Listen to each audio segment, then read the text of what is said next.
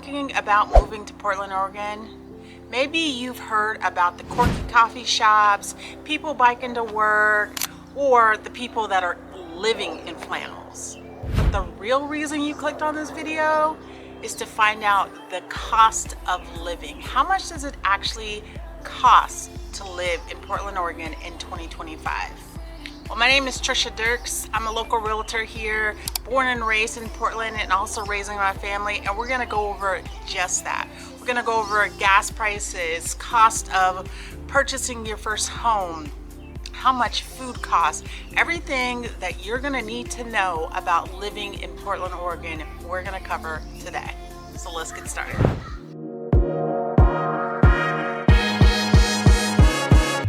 One place that Portland shines is our transportation. We are walkable, we're bikeable, but our public transportation system is bar none. You can get an actual pass to get on TriMet for $100, and that beats anything if you're not driving. Like if you're not into driving and you want a pass that's gonna cover you for 30 days or 31 days, $100 is not bad. Housing will likely be your biggest monthly expense. It varies widely depending on where you live in the city. Let's take April for instance. A studio apartment would cost around $1,244 per month. A one bedroom on average, $1,500 a month. A two bedroom apartment, $1,800 a month.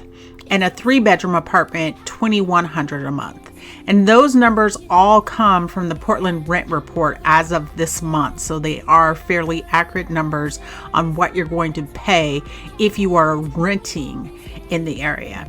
If you are considering moving here and purchasing a house, the median price right now is about $500,000 plus, depending on the neighborhood that you end up in. There are some fairly expensive and nice neighborhoods. If you want walkability, say Selwood, you could go there, but be ready to pay top dollar to get into that neighborhood, where you could push out into other neighborhoods such as Wilkes, Gresham, Troutdale, and probably get more bang for your buck.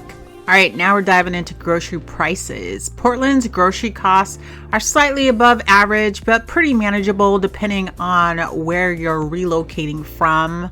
If we look at broken down items that you will get, just the basics, for a gallon of milk, you're looking at about $4. Eggs, we all know what's going on with eggs right now, but you're looking for, I don't know, anywhere from $5 to $10, depending on if you want a dozen or 18. Bread is $4 a loaf. Chicken breast for a pound, around $4.69.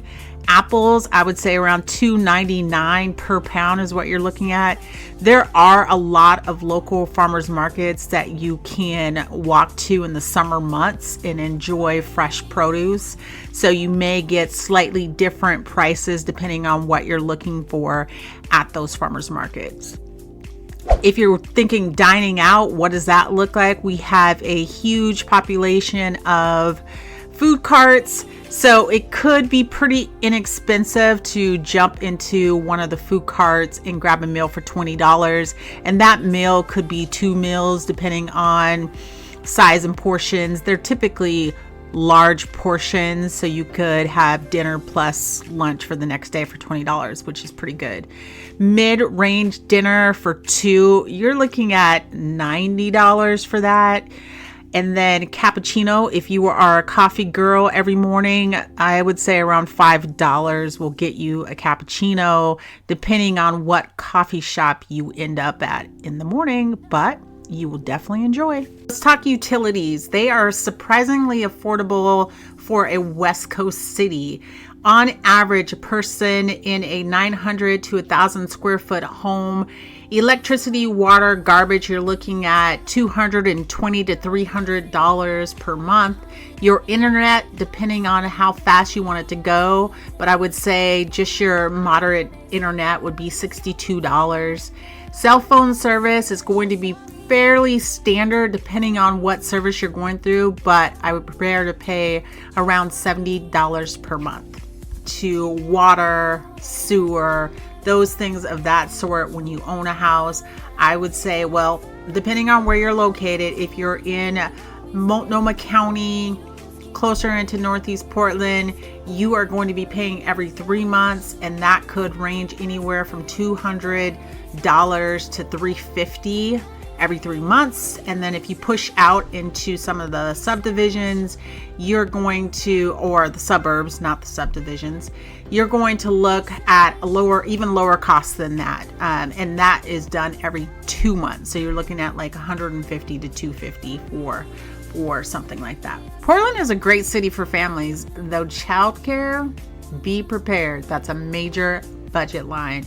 Private preschool for a full day is about $1,800 per month. If you're looking more at an international school annually, $19,000 to $20,000 per month is what you're looking at. And then if we dive into luxury fitness memberships, gym memberships are around $40 a month. To get a movie ticket to go out and hang out with friends, I would be prepared to pay $13 per month. Let me be real. Portland isn't just a city, it is a lifestyle.